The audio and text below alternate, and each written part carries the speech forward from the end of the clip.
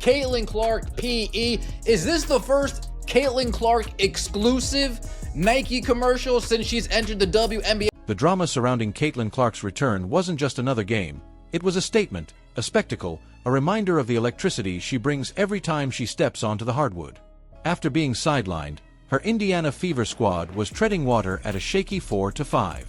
And now, with the weight of expectations pressing down and the brightest spotlight imaginable cast over her comeback, Clark didn't just show up. She erupted, and she did it against the league's most dominant team, the undefeated New York Liberty. Let's be clear, this wasn't just any matchup. The Liberty were 9-0, the reigning WNBA champions, boasting a roster stacked with household names like Sabrina Ionescu, Brianna Stewart, and Natasha Cloud. This was the basketball equivalent of storming the gates of a fortress, and Clark, with her signature no-fear swagger, brought the wrecking ball. And the last time these two teams met? NBA in a major way. Christine Brennan is one of the best sports writers in the country, has been for a long time. It ended in heartbreak for Indiana. Caitlin was clearly fouled on the final play of the game, but no whistle came. The Fever lost. Justice wasn't served that night, but this time, she made sure no one would need a ref's help to determine the outcome. From the opening tip, the tone was electric. Sabrina, always polished and poised, came off a screen, switched onto Aaliyah Boston, and hit a silky turnaround jumper, a veteran move to kick off the clash. But right away, you could sense that Clark was back on the floor, because Indiana's energy was different. She drew two defenders in transition, baited them, and then delivered a no-look bounce pass that sliced through New York's vaunted defense and found Kelsey Mitchell for the Fever's first points. It was like she'd never left. Her timing, her vision, her flair, all still razor-sharp. Yet, the Liberty weren't going to let her write the whole story uncontested. Country has been for a long time. Caitlin Clark is way more important to the WNBA than Tiger Woods was to men's golf, even though he was huge. And to then see this negativity? Kennedy Burke, one of New York's unsung heroes, plowed into Clark, absorbed contact, and finished through the foul for an old-fashioned three-point play. It was the kind of gritty effort that championship teams thrive on. But then Caitlin finally got herself on the board. Rather than chuck up a three, she sized up Burke on the switch, drove hard, created space with a subtle push, and dropped in a soft floater off the glass. That was the first basket of what would become a masterpiece performance. And Clark's impact wasn't just in scoring. On the next possession, she gobbled up a missed three by Sabrina, accelerated up the floor, scanned the court with that quarterback's vision, and threw a laser to Aaliyah Boston for an easy bucket. These weren't just highlight passes, they were momentum shifters. The Liberty tried to respond in kind. In transition, Brianna Stewart could have attacked Clark but chose to wait, dishing it back to a trailing Sabrina, who buried the three. That's how much respect Clark commands. Even MVPs hesitate when she's standing in front of them. What made this game so compelling wasn't just Clark's offense, it was who she was going up against. Natasha Cloud is a defensive wall, one of the best on-ball defenders in the WNBA. And early in the first quarter, she showed why. She fought through a screen from Boston, deflected Clark's pass, and created a turnover that led to an easy New York score. When Caitlin checked out for her first breather, Indiana's offense stalled. New York smelled blood and pounced, expanding their lead with surgical precision. Sabrina finishing in transition, Stewart dominating the post, Cloud picking pockets and pushing the pace. Indiana looked rattled. And then number 22 came back. Clark checked in with the Fever trailing by 9, and what followed was an explosion of brilliance. On her first touch back, she stared down Cloud, the so-called Clark stopper, and went to work. A hesitation dribble, a cross, a lean, a spin through contact, and a banked in and one. She didn't just score. She sent a message. She wasn't here to ease her way back. She was here to take over. And then came the moment that changed the entire momentum of the game. Clark hit 3 consecutive three-pointers in under 30 seconds, each one deeper than the last. The crowd turned into a frenzy. The Liberty looked shell-shocked. Coaches screamed. Cameras flashed. It was pure chaos, and Clark was orchestrating it all like a maestro. The Fever went from down 11 to within 2 in a blink, and Caitlin already had 14 points with 3 full quarters left to play. But she wasn't done setting the stage for her teammates. After drawing multiple defenders, she kicked the ball out to Lexi Hull, who knocked down a 3 from the corner. On the next play, Clark got matched up with Brianna Stewart, 6-time All-Defensive Team Selection, MVP, Olympic gold medalist. Clark didn't flinch. She cleared out the floor, called for the one-on-one, stepped back from the parking lot, and drilled a dagger right in Stewart's face. Even Stewie had to give her a look like, did that really just happen?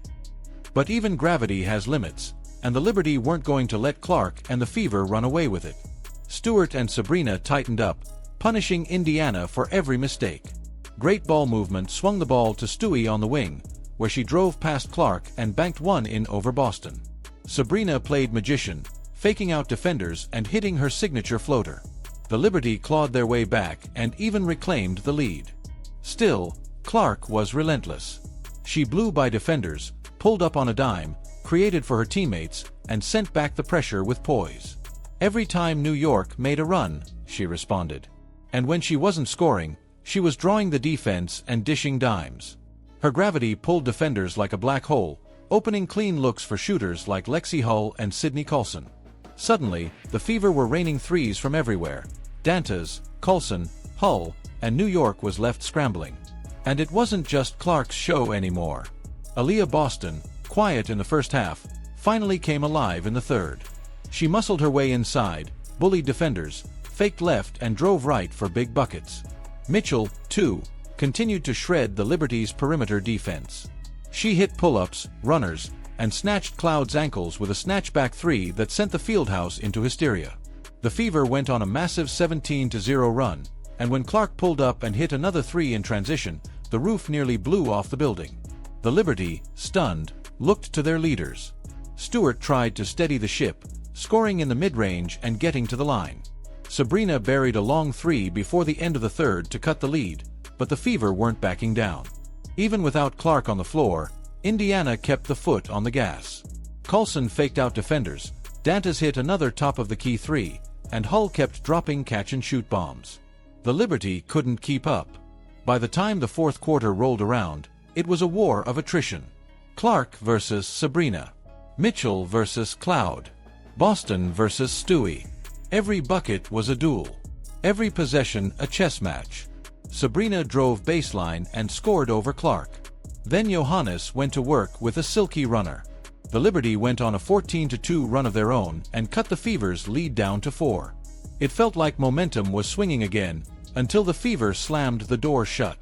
Colson, the veteran, delivered her second three of the season, again, wide open and clutch. Then Mitchell, cool under pressure, curled off a handoff, stepped up, and drained a mid-range jumper. On the next play, same action, same result, but this time from behind the arc, over Brianna Stewart. With every shot, the crowd roared louder. With every assist, Caitlin Clark tightened her grip on the game. When she returned in the final 3 minutes, Indiana up by 11, she didn't try to force her way back in. She just let the game flow. Clark found Lexi Hull for a sneaky backdoor layup. Then she milked the clock, drew defenders in, and hit Mitchell in the corner for the dagger three that sealed it. Game over. Statement made. Final score, Indiana Fever 101, New York Liberty 89. Clark finished with 32 points, 9 assists, and 8 rebounds in just 31 minutes. It was nearly a triple-double, but more than that, it was a signature performance. Maybe the most important game of her young WNBA career. The Fever became the first team to drop 100 on the Liberty all season. Aaliyah Boston had a crucial second half, ending with a double-double. Kelsey Mitchell put up 22, while Lexi Hull added 14. Even Sydney Colson came through with clutch shooting and veteran presence. It was a complete team win, sparked by a singular, generational talent. On the other side, Sabrina gave it everything. She scored 34 and reminded the world why she's one of the game's elite. Stewart chipped in 24, grinding every possession, trying to drag New York back into the fight. But the Fever and Clark simply wouldn't let them. The Liberty left Indiana with their first loss of the 2025 season, and the Fever left with something much more powerful than a win: belief. This wasn't just another box score or highlight reel. This was a coming-of-age moment, a vindication for every doubter, a warning shot to the rest of the league. Caitlin Clark is back. She's fearless. And she's bringing the Indiana Fever with her. But what do you think? Is this the turning point for Indiana's season? Can Caitlin Clark carry this team into the playoffs and beyond? And with performances like this, is she already one of the best players in the league, or even the most exciting one to watch? Drop your thoughts in the comments, smash that like button if you believe in the CC takeover, and make sure to subscribe for more high-level breakdowns like this. This WNBA season just got a whole lot more interesting, and trust us, you're not going to want to miss what comes next.